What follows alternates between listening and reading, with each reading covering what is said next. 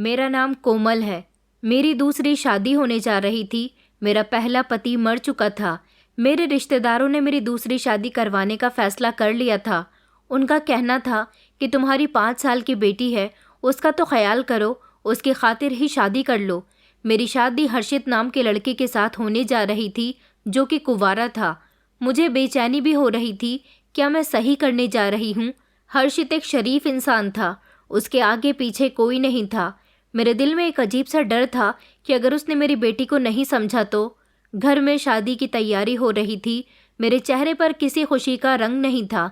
शादी की रस्में पूरी हो गईं और अब मेरी ज़िंदगी की नई शुरुआत हो चुकी थी। मेरी 5 साल की बेटी दीप्ति, जो बहुत मासूम थी, उसे भी मैं अपनी ससुराल लेकर आ गई थी। जब हम लोग अपने नए घर पहुंचे तो मेरा दिल एक अनजाने से डर का शिकार हो रहा था। मेरी बेटी भी मेरे साथ थी। जब हर्षित ने उसे मुस्कुराकर देखा, मेरा दिल डूबने लगा था। मेरी बेटी खामोश खड़ी हुई थी। हर्षित ने जो शब्द कहे, उन्हें सुनकर मैं हैरान हो गई थी। उसने मेरी बेटी का हाथ पकड़ा और पूछा कि कैसी हो बेटा, क्या हम दोनों अच्छे दोस्त बन सकते हैं? मेरी बेटी ने खुश होकर ठीक है कह दिया। मेरी आंखों में खुशी के आंसू आ गए थे। क्या मैं इस आदमी पर सच में भरोसा कर सकती थी? मगर जब हर्षित ने आगे बढ़कर मेरी बेटी को चॉकलेट दी तो मेरी बेटी हल्की सी मुस्कुरा दी थी। ये एक छोटा सा हसीन लम्हा था, लेकिन मेरे दिल को कुछ सुकून सा मिला था। कुछ दिनों के बाद मेरी हैरानी और ज़्यादा बढ़ गई थी। हर्षित के साथ रहते रहते मुझे ये एहसास होने लगा था कि वो एक अच्छे पति ही नहीं, बल्कि मेरी बेटी के लिए एक बेहतरीन पिता भी साबित हुए हैं। उन्होंने मेरी बेटी की पूरी जिम्मेदारी उठा ली थी। मेरी बेटी को अपनी औलाद की तरह समझा। मेरी बेटी का स्कूल में एडमिशन करवाया, उसको स्कूल ले जाना, रात को कहानी सुनाना, अपने हाथों से उसे खाना खिलाना और कभी कभी तो उसे पार्क भी ले जाना, ये सब कुछ उनकी जिम्मेदारी थी। ये सारे काम करना उनको बहुत अच्छे लगते थे। एक दिन मैं किचन में काम कर रही थी तो हर्षित ने मुझे आवाज़ देकर बुलाया और कहा कि मेरी बेटी को खाना दे दो, वो कब से भूखी है। मैं अपनी बेटी के साथ ही खाना खाऊंगा। मैंने जल्दी से उन दोनों को खाना दिया तो हर्षित ने अपने हाथों से दीप्ति को खाना खिलाया और उससे कहा कि बेटा, मैं हमेशा तुम्हारा ख्याल रखूंगा। कभी भी तुम्हें किसी भी चीज़ की ज़रूरत हो तो बेझिझक अपने पापा को बोल देना। पापा आपसे बहुत प्यार करते हैं। मैं ये सुनकर बहुत खुश हो रही थी। मेरी आंखों में आंसू आ गए थे। क्या सच में ऐसा भी हो सकता है? क्या सच में मेरी किस्मत में इस बार मुझ पर रहम कर दिया? लेकिन मेरा दिल अभी भी पूरी तरह से बेफिक्र नहीं था। एक दिन रात का समय था। मैं अपने पति के पास बैठी हुई थी। मैंने उनसे हिचकिचाते हुए पूछा, हर्षित, कि आपने कभी नहीं सोचा कि हमें अपना बच्चा पैदा करना चाहिए? मेरी बात सुनकर पहले तो हर्षित मुस्कुराने लगे, फिर उन्होंने मेरा हाथ थाम लिया और कहने लगे, दीप्ति, मैं तुमसे बहुत मोहब्बत करता हूँ और उसे अपनी सगी बेटी समझता हूँ। अगर हमने दूसरा बच्चा पैदा कर लिया तो शायद दीप्ति ऐसा महसूस करे कि हमारे लिए हमारा बच्चा ज़्यादा इम्पॉर्टेंट हो गया। दीप्ति नहीं, पर मैं ऐसा कभी नहीं होने देना चाहता कि मेरी बेटी के दिल को किसी भी तरह का कोई एहसास हो। मेरे लिए तुम दोनों काफ़ी हो। बस एक बेटी और एक अच्छी बीवी, मेरा परिवार पूरा हो गया। मुझे अब किसी चीज़ की तमन्ना नहीं है। जब मैंने हर्षित के कहे हुए शब्द सुने तो ये मेरे दिल में जाकर उतर गए थे। मेरी आंखों में पहली बार उम्मीद की रोशनी और चमक जागी थी। लेकिन मुझे क्या पता था कि ये रोशनी जल्द ही एक तूफान में बदलने वाली थी। जिंदगी बहुत खुशगवार गुजर रही थी। जिंदगी में कुछ फैसले आसान नहीं होते और मैं जानती थी कि दूसरी शादी करना मेरे लिए एक बहुत बड़ी जिम्मेदारी है। मगर अब कुछ महीने गुजर चुके थे और सब कुछ काफ़ी हद तक ठीक चल रहा था। वक्त गुजरता गया और हर्षित दीप्ति के बीच एक मोहब्बत का रिश्ता कायम हो चुका था। वो दोनों हमेशा शाम को पार्क चले जाते थे, जहां हर्षित दीप्ति को झूला झुलाते थे और हंसने की कोशिश करते थे। एक दिन स्कूल से वापसी पर दीप्ति ने हर्षित से कहा कि पापा, सब बच्चों के अपने सगे पापा होते हैं, मेरा कोई नहीं था, लेकिन अब मेरे पास आप आ गए हो। अब आप मेरे सच में पापा बन गए हो ना? हर्षित की आंखों में आंसू आ गए थे। उन्होंने काफ़ी देर तक दीप्ति को देखा, उसके नन्हे हाथों को अपने हाथ में थाम लिया और फिर कहने लगे कि बेटा, मैं हमेशा तुम्हारे साथ रहूँगा। इतना कहने के बाद हर्षित ने महसूस किया कि उन्होंने जो फैसला किया था वो बिल्कुल ठीक था। मैं हमेशा चुपके से हर्षित और दीप्ति के बीच होने वाली बातें सुनती रहती थी और दिल ही दिल में खुश हो जाती थी। और फिर कई साल इसी तरह से गुजर गए। वक्त पर लगाकर उड़ता चला गया। दीप्ति एक खूबसूरत और जवान लड़की में बदल चुकी थी। उसके नैन नक्श निखर चुके थे। देखकर मुझे विश्वास ही नहीं होता था कि वो जितनी सुंदर और मासूम है, क्या वो सच में मेरी ही बेटी है। लोग उसकी सुंदरता की बहुत तारीफ किया करते थे और वो पढ़ाई में भी बहुत अच्छी थी, नरम दिल और शांत बिहेवियर की थी। वो अपने नरम शब्दों से सबका दिल जीत लिया करती थी। मेरे और मेरे पति के बीच भी मोहब्बत और भरोसे का रिश्ता और भी ज़्यादा मजबूत हो गया था।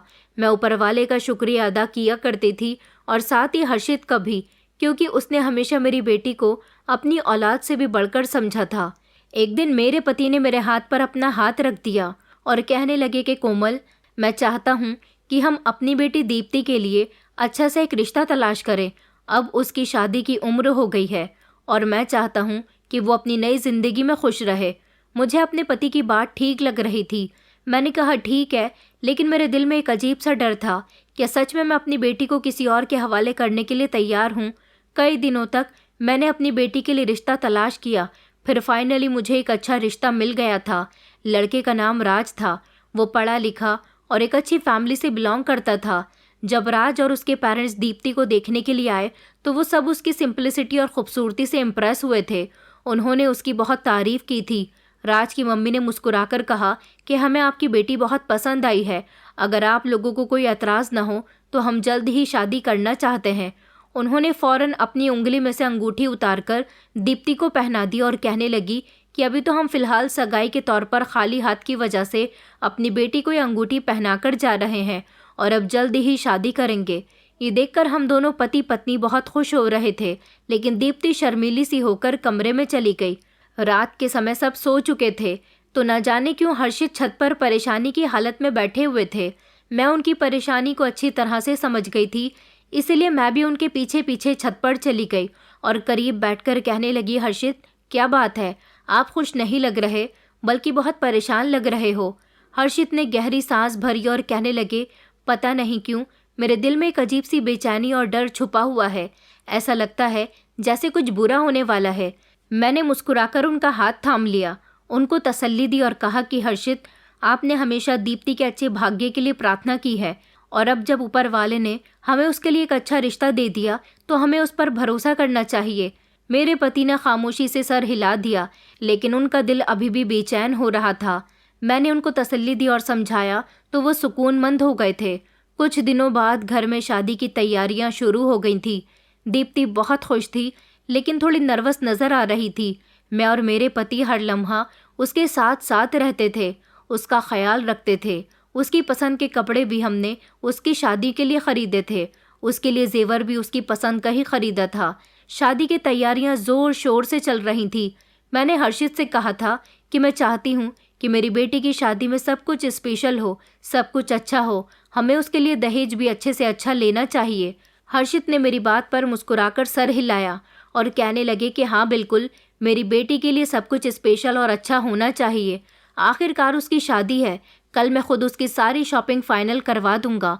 मैं उसको कल बाजार ले जाऊंगा। उसका जो सामान रह गया है वो अपनी पसंद से खुद खरीद लेगी। तुम परेशान मत हो, सब कुछ तुम्हारी मर्जी के मुताबिक और अच्छा होगा। मैं खुश हो गई और मैंने भरोसे के साथ सर हिला दिया, लेकिन मुझे नहीं पता था कि यह हम दोनों पति पत्नी की आखिरी बातचीत हो सकती है। अगली सुबह दीप्ति और हर्षित ने जल्दी जल्दी नाश्ता किया और बाजार के लिए रवाना हो गए। मैं दरवाजे पर खड़े होकर उन दोनों को जाते हुए देख रही थी और सोच रही थी कि मैंने तो ऊपर वाले से कभी इन खुशियों की उम्मीद भी नहीं की थी। सच में मेरे पति बहुत अच्छे हैं और उनके साथ ने हमेशा मुझे और मेरी बेटी को खुश रखा। पता नहीं क्यों मेरे दिल में एक अजीब सी बेचैनी थी, लेकिन फिर मैंने उसे इग्नोर कर दिया और सोचा कि ये सब माँ होने का वहम है। मैंने खुद को तसल्ली दी थी। शहर की सड़कों पर जिंदगी की चहल पहल थी। दीप्ति और हर्षित अलग अलग दुकानों पर घूम रहे थे। हर्षित दीप्ति की पसंद के कपड़े और सामान उसको खरीदकर दिलवा रहे थे। इधर मैं घर में बैठी उन दोनों का इंतज़ार कर रही थी, लेकिन मुझे नहीं पता था कि वहाँ पर क्या हो रहा है। बस मैं इस सब का एहसास कर सकती थी कि वहाँ पर मेरे पति और मेरी बेटी बहुत खुश थे। बस थोड़ा सा सामान रह गया है, उसके बाद हम लोग घर चलते हैं। हर्षित ने दीप्ति से गाड़ी स्टार्ट करते हुए कहा था। दीप्ति ने मुस्कुराते हुए कहा कि जी पापा, घर पर मम्मी हमारा इंतज़ार कर रही होंगी। उनकी गाड़ी हाईवे पर दौड़ने लगी। मौसम खुशगवार था। अचानक एक खौफनाक लम्हा आया। सामने से एक तेज़ रफ्तार ट्रक आ रहा था। वो ट्रक ड्राइवर नशे में था। हर्षित ने जल्दी से गाड़ी का स्टीयरिंग मोड़ा, लेकिन तब तक देर हो चुकी थी। दीप्ति की एक जोरदार चीख, पापा, और फिर तभी एक जोरदार धमाका हो गया। गाड़ी पलटियां खाती हुई सड़क के किनारे जा लगी थी। गाड़ी के शीशे टूटकर बिखर गए। धुएं के बादल उठने लगे। हर तरफ खामोशी छा गई। इधर मैं घर में शादी की तैयारियों में बिजी थी जब मोहल्ले की एक औरत दौड़ती हुई हमारे दरवाजे पर आई। उसका चेहरा पीला हो रहा था, उसकी सांस फूल रही थी। उसने कहा, भाभी जी, एक हादसा हो गया। मैंने कहा, क्या हुआ? तुम इतनी घबरा क्यों रही हो? उसने मुझे बताया कि भाभी जी, दीप्ति और हर्षित भैया, उनका एक्सीडेंट हो गया। मेरे हाथ में चाय का कप था जो छूटकर फौरन ही ज़मीन पर गिर गया। मैंने कहा, ये तुम क्या कह रही हो? उसने कहा कि जी, मैं सच कह रही हूँ, उनका एक्सीडेंट हो गया और उनकी मौके पर ही मौत हो गई। ये सब सुनकर मेरी आंखों के सामने अंधेरा छा गया और मेरे शरीर की जान निकल गई। मैं तो ज़मीन पर बैठ गई थी और रोने लगी। नहीं, ऐसा नहीं हो सकता। मैं चिल्ला चिल्ला कर रो रही थी। मैं रोते हुए अस्पताल पहुंची तो वहाँ का माहौल अजीब सा था। डॉक्टरों ने अफसोस भरे शब्दों में कहा कि आई एम सॉरी, इन्होंने मौके पर ही दम तोड़ दिया था। ये सुनकर मेरी आत्मा कांप गई थी। उस दिन मेरी दुनिया उजड़ चुकी थी। मेरा सुहाग, मेरी बेटी, सब कुछ खत्म हो गया था। मेरी बेटी की लाश और मेरे पति की लाश बराबर बराबर रखी हुई थी और उन दोनों की लाश पर सफ़ेद रंग की चादर थी। मैं उनके पास बैठकर फूट फूट कर रो रही थी।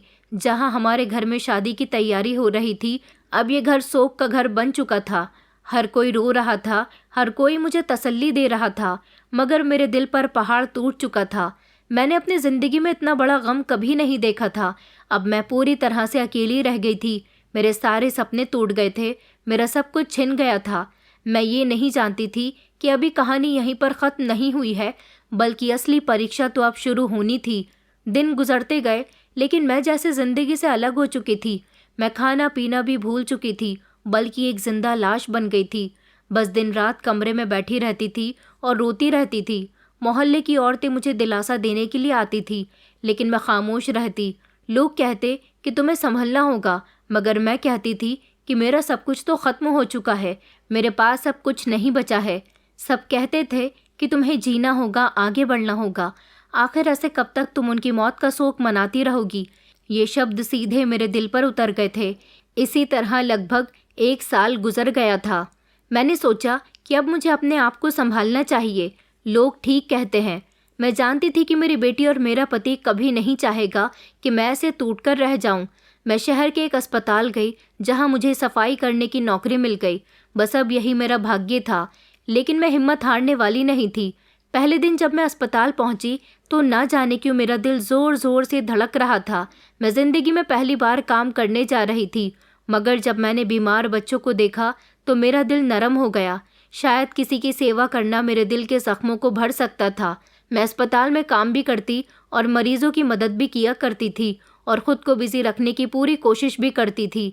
एक दिन जब मैं अस्पताल के एक वार्ड में सफाई करने के लिए गई, तब अचानक मेरी नज़र एक बच्चे पर पड़ी जो ज़मीन पर गिर गया था। मैं फ़ौरन दौड़कर बच्चे को उठाने के लिए गई। मैंने उसे गोद में उठाया। बच्चा ज़ोर ज़ोर से रो रहा था और मैं उसे चुप करवाने की कोशिश कर रही थी। कुछ समय के बाद ही एक लड़की भागती हुई आई और बच्चे को मेरी गोद से छीन लिया। लेकिन जैसे ही मेरी नज़र उस लड़की के चेहरे पर पड़ी तो मेरा शरीर बर्फ़ का हो गया था। ये कैसे हो सकता था? ये तो मेरी बेटी दीप्ति है। मुझे लगा जैसे मेरी दुनिया घूम गई है, लेकिन दीप्ति तो मर चुकी थी। वो आज मेरे सामने खड़ी थी, मगर ये कैसे पॉसिबल था? दीप्ति के चेहरे पर कई एक्सप्रेशन थे, हैरानी और डर। वो धीरे धीरे मेरी तरफ कदम बढ़ाने लगी, फिर अचानक रुक गई। माँ, उसने अपने कांपते हुए शब्दों से कहा। मेरा दिल बिखर कर रह गया था। मैं कैसे खामोश रह सकती थी? मेरी बेटी जिसे मैंने खो दिया था, आज वो मेरे सामने थी।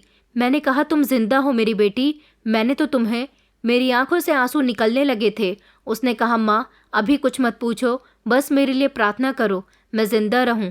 ये कहकर वो तेजी से वापस मुड़ी और कुछ कहे बिना ही अस्पताल से वापस निकल गई। उसे देखकर ऐसा लग रहा था जैसे वो किसी डर में मौजूद थी। मैं उसे रोकना चाहती थी, लेकिन मैं परेशान थी कि आखिर ये सब कुछ इतनी जल्दबाजी में क्या हो गया। मैं सांस लेना भूल चुकी थी। आज इतने समय के बाद मैं अपनी बेटी से मिली थी, मगर उसके होठों पर मुस्कुराहट तक नहीं थी, बल्कि आंखों में एक अजीब सा डर था। लगता था कि वो किसी मुसीबत में है। आखिर किसने उसे कैद किया है? और सबसे ज़रूरी सवाल कि वो हर्षित के साथ हादसे के बाद जिंदा कैसे बची, ये सवाल मुझे बेचैन कर रहा था। दीप्ति को अस्पताल में देखने के बाद मेरी आत्मा कांप रही थी और न जाने कितने सवाल उठ रहे थे। अगर दीप्ति जिंदा है तो फिर हर्षित कहाँ है? वो भी तो हादसे में मारे गए थे। मेरे सब्र की अब हद खत्म हो चुकी थी। इसलिए मैं एक दिन अस्पताल के वार्ड में जाकर दीप्ति के बारे में इंफॉर्मेशन निकालने की कोशिश करने लगी, लेकिन यहाँ कोई डिटेल नहीं थी। ऐसा कैसे हो सकता है कि किसी पेशेंट की फाइल के बिना अस्पताल कैसे काम कर सकता है?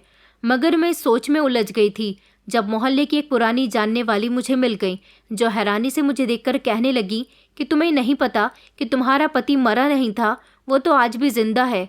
ये शब्द मेरे दिमाग में बम की तरह गिरे। मैंने चौंक कर कहा कि क्या हर्षित जिंदा है? लेकिन वो तो हादसे में। उन्होंने बताया नहीं, वो दोनों हादसे के बाद बच गए थे, मगर उसके बाद जो कुछ हुआ वो मैं तुम्हें बता भी नहीं सकती। मुझे ऐसा लगा जैसे ज़मीन मेरे पैरों के नीचे से खिसक रही हो। मैंने कहा, क्या मतलब है? उन्होंने बताया कि हर्षित ने तुम्हारी बेटी को किडनैप कर लिया। उसने धीमे से शब्दों में कहा, दरअसल हर्षित गैर कानूनी कामों में शामिल है। हादसे के बाद जब तुम्हारी बेटी को होश आया तो वो उसे किसी अनजान जगह ले गया था। उसने सबको यही बताया था कि वो मर चुकी है ताकि कोई उसे तलाश न कर सके, और फिर उसने तुम्हारी बेटी को बेचने की कोशिश की। ये सुनते ही मेरे शरीर में एक करंट सा दौड़ गया था। मैंने कहा, ये सब झूठ है। मोहल्ले की वो औरत लगातार मुझे ये सब कुछ बता रही थी और कह रही थी कि उसने तुम्हारी बेटी को गलत कामों में धकेलने की कोशिश की है। वो एक खतरनाक माफिया गैंग का मेंबर बन गया। लेकिन दीप्ति ने हार नहीं मानी। वो किसी न किसी तरह अपनी इज्जत बचाकर उससे बचने की कोशिश करती रही।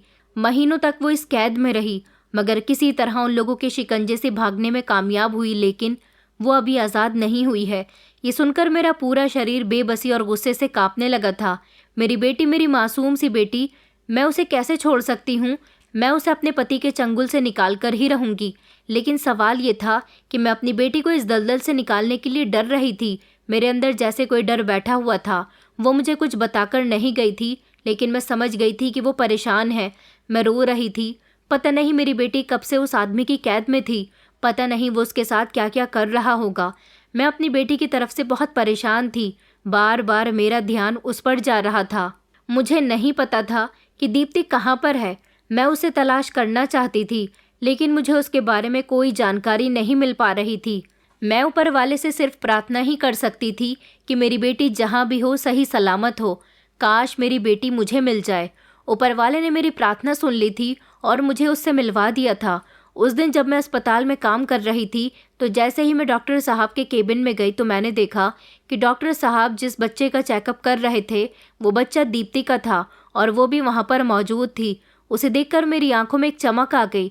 मेरा उसके साथ वहाँ सामना हो गया था। वो भी मुझे बहुत बेचैनी से देख रही थी, ऐसे जैसे कई सालों बीत गए हों हम दोनों को एक दूसरे को देखे हुए। ये सच था, लेकिन दीप्ति के चेहरे पर अचानक डर आ गया। शायद उसे डर था कि अगर उसे किसी ने उसकी माँ के साथ देख लिया तो उसके साथ साथ उसकी माँ की जान को भी खतरा हो सकता है। इसलिए उस दिन वो वहाँ से खामोशी से चली गई थी। मुझे उम्मीद थी कि वो फिर लौट कर आएगी। जब उसके बेटे की तबीयत ज़्यादा बिगड़ी तो वो दोबारा से अस्पताल वापस आई। हर्षित से रिक्वेस्ट करके बड़ी मुश्किल से उसने उसके बेटे के इलाज के लिए उसे अस्पताल जाने दिया था। उस दिन हर्षित ने अपने आदमी को दीप्ति के साथ भेजा था ताकि अस्पताल के बाहर पहरा दे सके। दीप्ति भागती हुई अस्पताल के अंदर दाखिल हुई। बच्चे की हालत बहुत बिगड़ चुकी थी। वो रोने लगी, चिल्लाने लगी, मेरे बेटे पर रहम करो, उसे बचा लो। उसके चिल्लाने की आवाज़ सुनकर जब मैं बाहर आई तो मैंने देखा कि मेरी बेटी अपने बेटे को गोद में लिए रो रही थी, जिसको देखकर मेरी आंखों में भी आंसू आ गए। मैं डॉक्टर को जल्दी से बुला लाई और डॉक्टर ने उसके बेटे का इलाज शुरू कर दिया। जैसे ही मेरी बेटी की नज़र मुझ पर पड़ी तो उसका दिल धक से रह गया था। मैंने उसके बच्चे को देखा तो मेरी आंखों में आंसू आ गए थे कि मेरी फूल जैसी मासूम सी बेटी के साथ ये सब क्या हो गया। वो मेरे सामने खड़ी थी और रोती हुई आवाज़ में उसने कहा कि माँ। ये शब्द सुनते ही मेरे दिल पर बिजली सी दौड़ गई थी। मैं भी उसके करीब जाने ही वाली थी जब दीप्ति ने मुझे इशारा करके खामोश रहने के लिए कहा। उसने मुझे धीमे से शब्दों में बताया कि माँ प्लीज़ खामोश रहिए, हर्षित जिंदा है और वो हमें देख रहा होगा।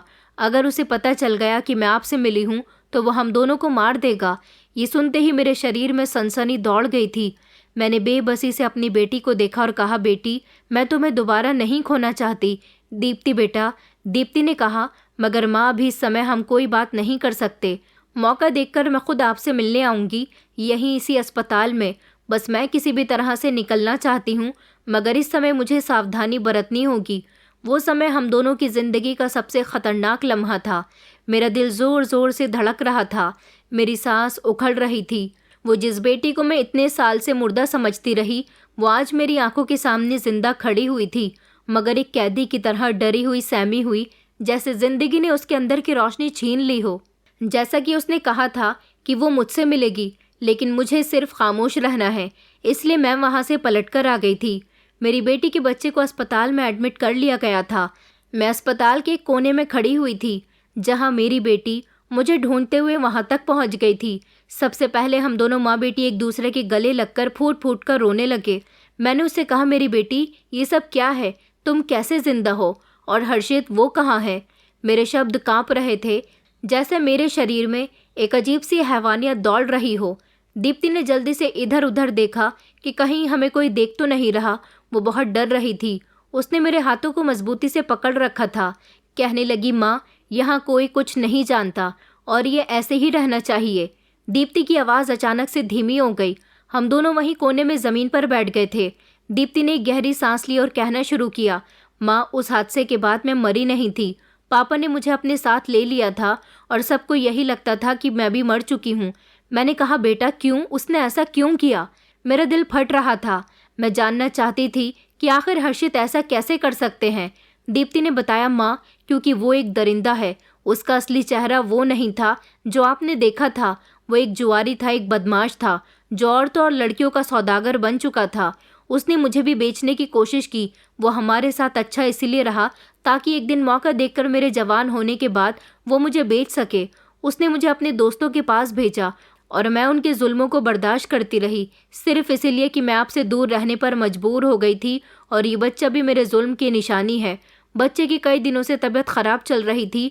मैंने उससे कई बार रिक्वेस्ट की कि वो मुझे डॉक्टर के यहाँ जाने दे या फिर खुद इसे इलाज के लिए ले जाए, मगर वो नहीं मान रहा था। जब उसकी तबीयत ज़्यादा बिगड़ी, मैंने उससे बहुत रिक्वेस्ट की, उसके आगे गिड़गिड़ाई, तब उसने मुझे यहाँ आने की परमिशन दी। लेकिन उसने अभी भी अपने आदमी यहाँ मेरे साथ भेज दिए, जो यहाँ पर पहरा दे रहे हैं। वो बहुत ही ख़तरनाक है माँ, बहुत बुरा है। जिसे मैंने अपना पिता माना, वो पिता के रूप में एक भेड़िया है। इतना कहकर मेरी बेटी फूट फूट कर रोने लगी थी। उसके आंसू नहीं रुक रहे थे। मुझे ऐसा लगा जैसे किसी ने मेरे दिल पर वार कर दिया हो। मैंने गम भरी नज़रों में अपनी बेटी की तरफ देखा। इससे पहले मैं कुछ कहती, दीप्ति ने जल्दी से मेरे हाथों को मजबूती से पकड़ लिया और कहने लगी कि माँ मैं जानती हूँ कि आप मुझे बचाने के लिए कुछ ना कुछ ज़रूर करोगी, लेकिन अभी कुछ मत करना। अगर हर्षित को पता चल गया कि मैं आपसे मिली हूँ तो वो मुझे कहीं और कैद कर देगा और फिर मुझे सज़ा भी देगा। शायद अगली बार मैं आपको कभी ना मिल पाऊँ। दीप्ति की बात सुनकर मेरा दिल खून के आंसू रोने लगा था। रोने के अलावा और मैं कर भी क्या सकती थी? दीप्ति इतना कहकर खामोश हो गई। मैंने कहा, बेटा मैं तुम्हें इस तरह यहाँ पर नहीं छोड़ सकती। मैं तुम्हें वापस लेकर चलूँगी, तुम अभी मेरे साथ चलो। दीप्ति ने नहीं में सर हिला दिया। कहने लगी, माँ मैं भी तो यही चाहती हूँ, मगर हमें होशियारी से काम लेना होगा। हर्षित का ताल्लुक एक ख़तरनाक माफिया गैंग से है। अगर हमने गलत कदम उठाया तो वो हमें जान से मार डालेगा। ये लम्हा हम दोनों के लिए बहुत स्पेशल था। मैंने अपनी आंसुओं भरी नज़रों से अपनी बेटी की तरफ देखा और कहा कि बेटा तो मैं क्या करूं? क्या मैं हाथ पर हाथ रखकर बैठी रहूं और छोड़ दूं अपनी बेटी को तकलीफ़ बर्दाश्त करने के लिए? दीप्ति ने मेरी आंखों में देखा और धीरे से कहा कि नहीं माँ, हमें अकल से काम लेना होगा। मैं खुद को आज़ाद करने का कोई ना कोई रास्ता तलाश करूँगी, मगर तब तक आपको खामोश रहना होगा। मैं कभी भी मौका देखकर आपको खबर दूंगी। बस आप मुझसे एक वादा करो कि आप किसी से कुछ भी नहीं कहोगी। मैंने बेबसी से अपनी बेटी को देखा, मगर मैं जानती थी कि मेरी बेटी सही कह रही है। हर्षित किसी भी हद तक जा सकता था। मैंने कांपती हुई आवाज़ में कहा कि ठीक है बेटा, मैं तुमसे वादा करती हूँ। लेकिन हकीकत में अब मेरे लिए एक नई आजमाइश की शुरुआत हो चुकी थी। मैंने अपने हाथों से अपनी बेटी की आंखों से निकलते हुए आंसुओं को साफ किया और उसको गले से लगाया। लेकिन मैं दिल ही दिल में एक फ़ैसला भी कर चुकी थी। अब ये जंग सिर्फ दीप्ति की नहीं बल्कि मेरी भी है, एक माँ की है। मेरी बेटी ने मुझे चुप रहने के लिए कहा था, मगर मैं कैसे खामोश रह सकती थी? मैं अपनी बेटी को दोबारा खोने का खतरा मोल नहीं ले सकती थी। ये समय खामोश रहने का नहीं था, बल्कि ये समय तो कुछ करने का था। मैंने खुद से वादा किया कि मैं अपनी बेटी को उस दरिंदे के चंगुल से निकाल कर ही रहूंगी। अगले ही दिन मैंने अस्पताल में काम करने के साथ साथ एक और मिशन भी शुरू कर दिया था, हर्षित और उसकी गैंग के बारे में इंफॉर्मेशन इकट्ठी करना। मैं जानती थी कि हर्षित जैसे लोग अकेले कोई काम नहीं करते, उनके इर्द गिर्द पूरा नेटवर्क होता है। अगर मैं उसके नेटवर्क को कमज़ोर कर दूं तो शायद अपनी बेटी को भी आज़ाद करवा सकूं। सबसे पहले मैंने अपने मोहल्ले की पुरानी औरतों से बातचीत शुरू की, जो हर खबर को अपने दिल में छुपा कर रखती थी। मैं अपने एक मोहल्ले की पुरानी औरत के पास गई, वही जिसने मुझे अस्पताल में हर्षित के बारे में काफ़ी कुछ बताया था। बाकी की बातें भी वो ज़रूर जानती होगी। मैं उसके घर गई तो उसने मुझे बताया कि देखो कोमल, हर्षित बहुत ख़तरनाक आदमी है। हमने कई बार सुना है कि वो गलत धंधों में पड़ा हुआ है। तभी मैंने अपनी आवाज़ को नरम कर लिया और पूछा कि क्या तुम्हें पता है कि उसकी गैंग में और कौन कौन शामिल है, उसके साथ कौन कौन मिला हुआ है। उसने मुझे बताया कि कहते हैं कि उसका एक दोस्त है रिंकू, वो सबसे ज़्यादा ख़तरनाक है। वही तो हर्षित के लिए सारे काम करता है। अब तक वो कई गरीब लड़कियों को बहला फुसलाकर दूसरे शहरों में भेज चुका है। ये सुनकर मेरी आंखों में आंसू उभर आई थी। अच्छा, तो हर्षित की गैंग में सिर्फ वही नहीं बल्कि रिंकू भी इस घिनौने धंधे में शामिल है और उसका साथ देता है। मैंने एक और फैसला किया कि मैं कुछ भी करके हर्षित को तोड़ना चाहती थी। मैंने अपने अस्पताल में एक नर्स से बात की जो रिंकू के बारे में कुछ जानती थी। रिंकू मेरे पति का पुराना दोस्त था। नर्स सोनिया ने बताया कि रिंकू हमेशा रात को उस इलाके में खुफिया जुए के अड्डे पर आता है और वो हमेशा ऐसी हालत में होता है कि उससे अपने आप को भी संभाला नहीं जाता। ये सुनकर मैंने एक और प्लान बनाया। अगर रिंकू नशे में हो तो शायद वो कुछ ऐसा कह दे जो मेरे काम आ सके। एक रात मैंने अपना चेहरा अच्छी तरह से कवर कर लिया और उस इलाके में चली गई जहाँ पर रिंकू जुए के अड्डे में आता था। मैं एक कोने में छुपकर उसका इंतज़ार करने लगी। थोड़ी देर के बाद रिंकू अपने कुछ साथियों के साथ वहाँ पर आया। वो नशे में धुत था, हंस रहा था और बड़बड़ा रहा था। उसने नशे की हालत में कुछ ऐसा कहा जिसको सुनकर मेरे कान खड़े हो गए। उसने कहा कि हर्षित तो बड़ा चालाक निकला, अपनी सौतेली बेटी को इस तरह से संभाल कर रखा हुआ है कि वो न भाग सकती है न कोई उसे बचा सकता है। रिंकू हंसते हुए ये बात कह रहा था। मैंने दिल में सोचा, तो हर्षित ने सब कुछ प्लान कर रखा है। वो मेरी बेटी को किसी और जगह कैद करने का प्लान बना रहा है। ये इन्फॉर्मेशन मेरे लिए काफ़ी नहीं थी, मगर ये एक शुरुआत ज़रूर थी। अब मेरे पास एक रास्ता था। मैं रिंकू के ज़रिए हर्षित की दुनिया में दाखिल हो सकती थी, लेकिन कैसे? मैं क्या करूं? पुलिस के पास जाऊं या फिर खुद बदला लेने के लिए कोई ना कोई प्लान बनाऊं? ये सारी सोच मेरे दिमाग को परेशान कर रही थी। मैं आखिर कौन सा रास्ता चुनूं? मैं बदले की आग में जल रही थी। अब मुझे यकीन हो चुका था कि हर्षित सिर्फ एक मुजरिम नहीं बल्कि वो एक बड़ी सी गैंग का लीडर था और मेरी बेटी इन लोगों का शिकार बन चुकी थी। अगर मैं कुछ नहीं कर सकी तो वो लोग मेरी बेटी को हमेशा के लिए ख़त्म कर देंगे। मुझे कोई ऐसा चाहिए था जो इंसाफ के लिए मेरा साथ दे सके। क्या पुलिस? हाँ, पुलिस मेरा साथ दे सकती थी। अब ये जंग कानून के ज़रिए लड़ी जा सकती थी। मुझे पता था कि पुलिस के पास जाना मेरे लिए ख़तरनाक हो सकता है, क्योंकि अगर हर्षित को भनक भी पड़ गई कि उसके खिलाफ कुछ होने वाला है तो वो मेरी बेटी को कहीं और ले जा सकता है। मगर मैं जानती थी कि मुझे जीतना है तो किसी ईमानदार पुलिस ऑफिसर का साथ लेना होगा। मैंने कई लोगों से पूछा किसी ईमानदार पुलिस ऑफिसर के बारे में और फिर फाइनली एक पुलिस इंस्पेक्टर का मुझे पता चल गया था, जिसका नाम इंस्पेक्टर अभिनव वर्मा था। वो एक ईमानदार पुलिस ऑफिसर थे। वो इस तरह की गैंग को पकड़ने में हमेशा माहिर रहे थे। लेकिन तुम बिना सबूत के कुछ नहीं कर सकती, मोहल्ले के एक आदमी ने मुझे बताया। ये सुनकर मेरे अंदर हिम्मत बंधी और मैं फ़ौरन धड़कते हुए दिल के साथ सीधा पुलिस स्टेशन जा पहुंची थी। पुलिस स्टेशन का माहौल सख्त था, लोग आ जा रहे थे। मेरा दिल घबरा रहा था। मैंने घबराते हुए ही पुलिस स्टेशन के अंदर कदम रखा और एक हवलदार से कहा कि मैं इंस्पेक्टर अभिनव वर्मा से मिलना चाहती हूँ। मुझे इंतज़ार करने के लिए कहा गया। थोड़ी देर बाद मुझे अभिनव वर्मा के केबिन में भेज दिया गया। इंस्पेक्टर अभिनव वर्मा एक सख्त मगर ईमानदार नज़र आने वाले आदमी थे। उन्होंने मुझे देखा और सीरियस होकर पूछने लगे कि जी बताइए। मैंने गहरी सांस ली और कहने लगी कि मुझे इंसाफ चाहिए। मेरी बेटी को एक जानवर इंसान ने कैद करके रखा है और वो किसी खतरनाक गैंग का हिस्सा है। ये सुनते ही अभिनव वर्मा चौंक गए। उन्होंने कहा, कौन है वो और आपके पास क्या सबूत है? ये सुनते ही मेरे चेहरे की उम्मीद धीमी पड़ गई थी। मेरे पास तो कोई भी सबूत नहीं है। मैंने उनसे कहा, लेकिन मैं जानती हूँ कि हर्षित ने मेरी बेटी को मारा नहीं था, बल्कि उसे गलत धंधे के नेटवर्क में डाल दिया था। इंस्पेक्टर साहब ने गहरी सांस ली और कहने लगे कि देखिए मैडम, मैं आपकी परेशानी को अच्छी तरह से समझ सकता हूँ, मगर कानून सबूत मांगता है। जब तक कोई गवाह ना हो या कोई ऐसा सबूत ना हो जिससे हम आदमी को पकड़ सकें, हम कुछ भी नहीं कर सकते। ये सुनकर मेरे अंदर की आग तेज हो गई थी। मैंने कहा, तो क्या मैं इंतज़ार करूं कि वो कब मेरी बेटी को जान से मार दे? फिर उन्होंने कहा कि अगर आप कोई सबूत लाकर दे सकती हो, कोई गवाह, कोई वीडियो, कोई फ़ोटो या कोई ख़त या फिर कुछ भी जो ये साबित कर सके कि हर्षित सच में इस नेटवर्क का हिस्सा है, तो मैं खुद उसको पकड़ने के लिए छापा मारूंगा। मैं पुलिस स्टेशन से वापस आ गई थी। मुझे सबूत चाहिए था। मैं वो भी लेकर आ जाऊंगी, क्योंकि अपनी बेटी के लिए मैं किसी भी हद तक जा सकती हूँ। मुझे जल्द ही कुछ ना कुछ करना होगा, वरना वो दरिंदा मेरी बेटी को कहीं गायब कर देगा।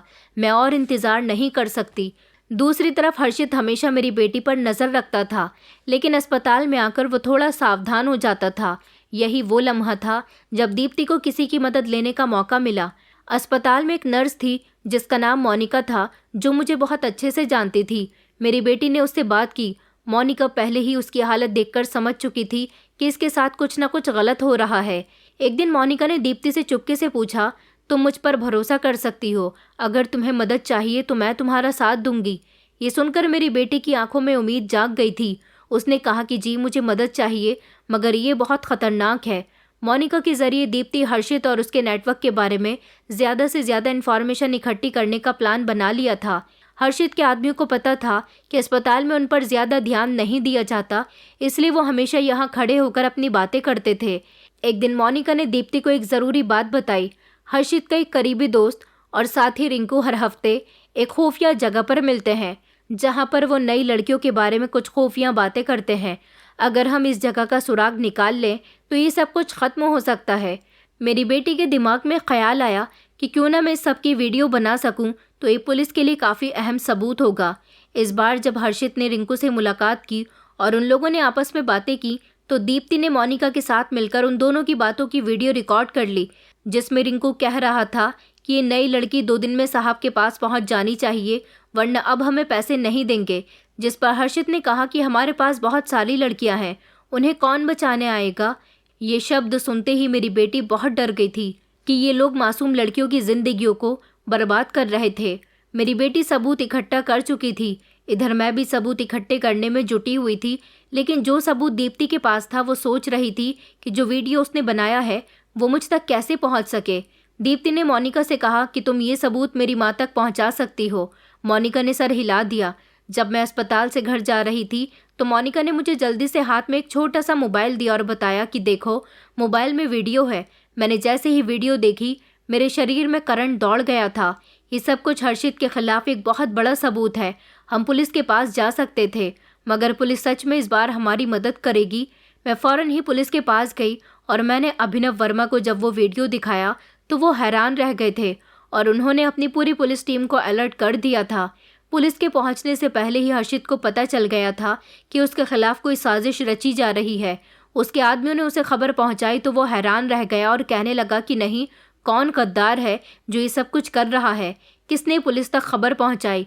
उसका ख्याल फ़ौरन ही दीप्ति पर गया, क्योंकि सारी ही लड़कियां उसकी कैद में रहती थी। सिर्फ दीप्ति ही थी जो बच्चे के बहाने से अस्पताल जाया करती थी, और ये बात उसका एक आदमी भी कंफर्म कर चुका था कि दीप्ति अस्पताल में एक औरत से मिलती है और उसका नाम कोमल है।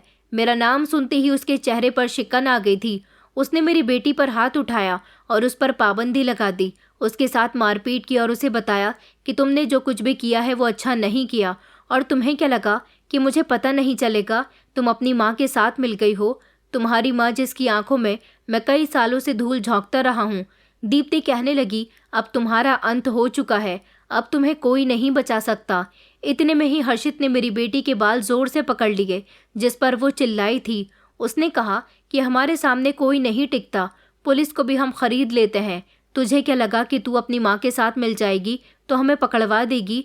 ऐसा नहीं हो सकता। इससे पहले ही मैं तेरे साथ ऐसा कुछ कर दूंगा कि कोई भी तुझे बचा नहीं सकेगा। दीप्ति चिल्ला रही थी, रो रही थी। वो हाथ में चाकू लेकर उसके पेट पर वार करने ही वाला था। वो मेरी बेटी को जान से मारने ही वाला था कि इतने में ही मैं पुलिस को लेकर अपने साथ उसके अड्डे पर पहुंच गई। पुलिस ने अपनी टीम को अलर्ट कर दिया था और जहां जहां से भी हर्षित और उसके अड्डों का पता चला, पुलिस वहां पर पहुंच गई। लेकिन जब हमें एक सुनसान इलाके की खबर मिली तो हम फौरन ही वहां पहुंचे। जब वहां छापा मारा तो पता चला कि मेरी बेटी वहां पर थी और वो दरिंदा उसे जान से मारने की कोशिश कर रहा था। वक्त पर मेरी बेटी ने सबूत मुझे दे दिए थे और मैं उसे लेकर फौरन पुलिस के पास चली गई। इसलिए ये सब कुछ मुमकिन हो सका था। लेकिन जब हम लोग वहां पहुंचे तो हमने देखा कि वहां दीप्ति के साथ साथ मोनिका को भी किडनैप कर लिया गया था। इन लोगों को मोनिका के बारे में पता चल गया था। पुलिस ने गोली चलाकर उन सब से हैंड्स अप करने के लिए कहा और कहा कि हथियार जमीन पर फेंक दो। हर्षित डर गया था। उसे नहीं पता था कि अब की बार वो हार चुका है। पुलिस को उसके बारे में पता चल गया और अब की बार उसका सामना किसी रिश्वतखोर पुलिस ऑफिसर से नहीं बल्कि एक ईमानदार पुलिस ऑफिसर से हुआ था जो उसको छोड़ने वाला नहीं था। उसने अपने आप को बचाने की काफ़ी कोशिश की। मैंने सबसे पहले मोनिका के हाथ खोले जो कुर्सी से बंधी हुई थी और फिर दीप्ति के गले लग गई। उसे नहीं पता था कि सच एक न एक दिन सामने आ ही जाता है, चाहे वो जितना जाल बिछा ले। हर्षित के खुफिया ठिकानों का पता पुलिस को चल गया तो उन्होंने वहीं पर छापे मारने शुरू कर दिए थे। पुलिस ने उसे और उसकी पूरी गैंग को अरेस्ट कर लिया था। साथ ही रिंकू को भी अरेस्ट कर लिया गया था। उनके सारे सैकड़ों गैर कानूनी धंधों को बंद कर दिया गया। पुलिस को जहां से भी उसके खिलाफ सबूत मिला वहीं पर छापा मारकर उन पर केस दर्ज कर दिए गए। उनके खिलाफ मुकदमा दर्ज हो चुका था। अदालत में केस शुरू हो गया था। सबसे बड़ी गवाह तो मेरी बेटी थी जिसने अदालत में जाकर खुद पर हुए सारे जुल्मों के बारे में बता दिया। हर्षित पर कई सारे संगीन आरोप लगाए गए थे जिससे उसका बचना नामुमकिन था। अब सब कुछ अदालत के सामने था। उसने कोर्ट में खड़े होकर मेरी बेटी से कहा था कि सारी जिंदगी मैंने तुझे बेटी बनकर पाला, तुझे प्यार किया। इस दिन के लिए नहीं तू मेरे ही खिलाफ जाए, बल्कि मैं तो अपनी परवरिश का बदला तुझसे लेना चाहता था। जज साहब ने जब ये सारी बातें सुनी तो कहा कि अब तुम्हारे बचने का कोई रास्ता नहीं है। लेकिन हर्षित चिल्ला रहा था और कह रहा था कि पुलिस अगर मुझे पकड़ सकती है तो क्या हुआ। मैंने जो कुछ किया अपनी चालाकी और ताकत के बलबूते पर किया था। मेरा कोई कुछ नहीं बिगाड़ सकता। शायद वो पागल हो गया था, इसलिए वो इस तरह की बातें कर रहा था। उसके खिलाफ कड़ी कार्यवाही की गई। मैं सबसे ज़्यादा खुश थी कि मुझे मेरी बेटी वापस मिल गई थी। मुझे हर्षित की हरकतें जानने के बाद अफसोस हुआ था और मैंने सोचा था कि मैंने अपनी ज़िंदगी के कई साल एक ऐसे इंसान के साथ गुजार दिए जिस पर मैं भरोसा करती थी, लेकिन उसने मेरे भरोसे को तोड़ दिया। पर फिर भी मुझे मेरी बेटी मिलने के बाद एक सुकून मिला था। उसके पास एक बेटा था जो उसके नाजायज़ औलाद थी, लेकिन वो उसे बहुत प्यार करती थी। हम सब लोग एक साथ रहते हैं। जैसे ज़िंदगी मेरी रही वैसी ही ज़िंदगी मेरी बेटी की भी हो गई, जो आज अपने बेटे को बिना पिता के पाल रही है। मैं हर बेटी के लिए यही प्रार्थना करना चाहूँगी कि ऊपर वाला हर बेटी का भाग्य अच्छा करे और किसी के साथ ऐसा ना हो जैसा मेरे साथ हुआ और मेरी बेटी के साथ हुआ। दोस्तों, उम्मीद करती हूँ आपको हमारी कहानी पसंद आई होगी। कहानी पसंद आई है तो वीडियो को लाइक करें, चैनल पर नए हैं तो चैनल को सब्सक्राइब करें और हाँ, नोटिफिकेशन बेल को ज़रूर दबाएं ताकि अगली अपडेट सबसे पहले आपको मिले।